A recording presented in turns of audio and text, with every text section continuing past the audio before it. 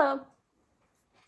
As you can see by the title of the video, this is what I thought about Andrew Tate. I saw a video by a young YouTuber male, and he's like how he had a video titled How Andrew Tate Has Changed My Life, and it didn't have that many views. He doesn't have that many subscribers, and I figured since I'm a young female and you see those videos all the time where someone has a microphone. It's some guy. He goes up to a lady on the college campus or the street. He's got the mic and he says to her, "Hello, have you heard of Andrew Tate?" And the lady goes, "Yeah." And then the guy's like, "What do you think of him?" She's like, "I don't like him." And then he's like, "Why?" She's like, "He's just misogynistic. Of course I don't like him." And then the guy's like, "Do you know what that means?" She's like, "No." Or like whatever. They usually don't admit that they don't know, but anywho, yeah, so I thought it'd be interesting to give my perspective because I always think about what would happen and what I would say if someone approached me and said, "Hey, what do you think of Andrew Tate? Do you know who he is?" And I'm like, "Yeah." So my opinion on Andrew Tate, whenever I first started watching his videos, I pretty much liked everything that he said because it's very reasonable. But I didn't like, and it kind of made me feel insecure, and that's why I didn't like it. I don't like how he has multiple different women. I wouldn't want that personally. And then I realized, like, he doesn't have someone who's valuable enough probably, or he doesn't have enough of a reason to have one female.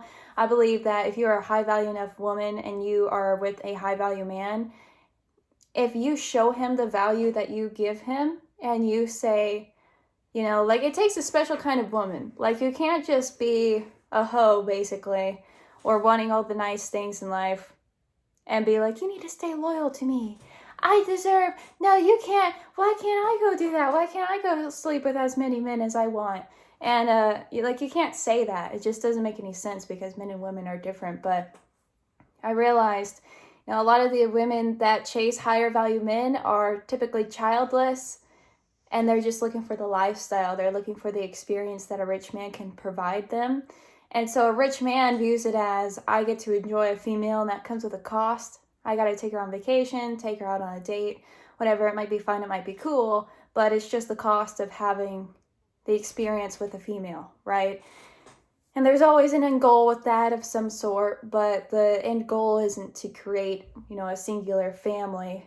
I know he's expressed that he wants kids, but it's not a singular family. It's seeing multiple women without being locked down to one, right? And not having the options. And I get that, and that makes sense in his position.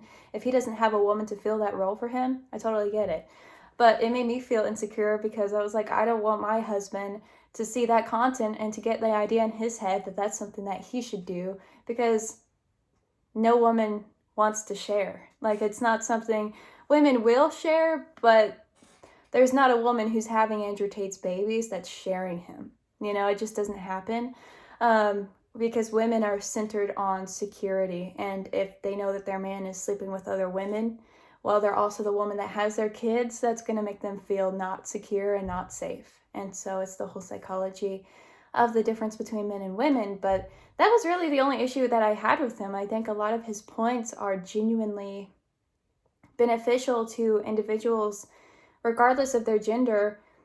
I've learned a lot from watching Andrew Tate. I mean, he has a factual evidence of his lifestyle and saying, like, "Hey, look, I have a Bugatti. A Bugatti is impressive."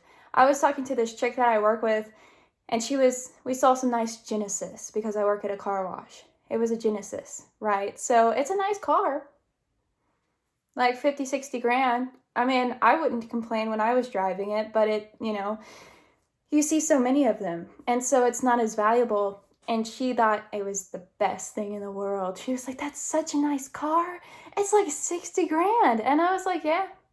You know, if I saw a Bugatti pull up here, I'd have to go talk to that person because I'd be like, "Can I get your contact information? Because I want you to be my mentor." You know what I'm saying? Like, that would be really impressive to me.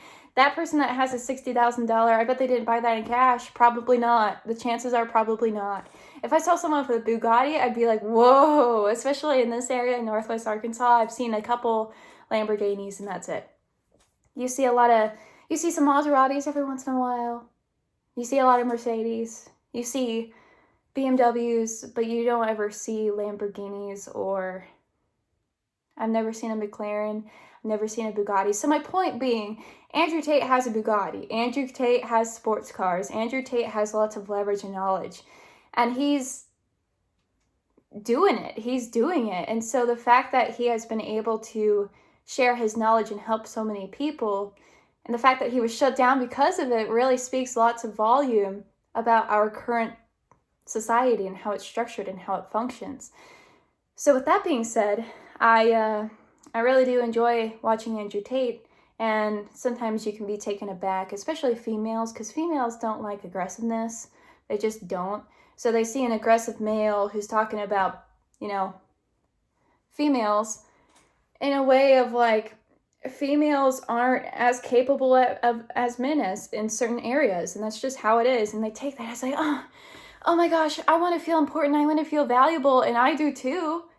But there are different ways to become important and valuable than just offering sex, because that ultimately, if everybody does that, it's not valuable, right? So, anywho, figured I'd share my thoughts because I really wanted to.